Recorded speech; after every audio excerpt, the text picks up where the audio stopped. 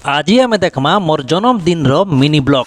तो गाइस आज हूँ मोर जन्मदिन। सकालू सकालू मोर फेवरेट लाली चाहा आउ पकड़ी खाबार के मिलतिला। जन्मदिन दिन ही मते सोनपुर रिटर्न करबार के पड़ुचे हेले का करमा जीवार के तो पड़वा। सोनपुर पहुंची करी समकरन पहला गाधी पादी करी रेडी हे गली। आउ आज मुई मोर फेवरेट ब्लैक शर्ट पिंधिचे केनता दिसुचे कमेंट गुटे गुटे करबो। संध्या रे मुई आउ नीतीश बाहरी पड़ितिनु सुरेश्वरी मंदिर को मां सुरेश्वरींकर दर्शन करबार लगी। तमे माने भी टिके दर्शन करिनियो। तो चलो जिमा फेर ऑफिस का जे कि हमको बर्थडे भी सेलिब्रेशन करबार अछि। का बोलुचो केक कटा आरंभ करमा। र टिके खाली फोटो गुडे जुडे हेसी। चलो आउ बेसी वेट न करूनो केक काटी दऊ।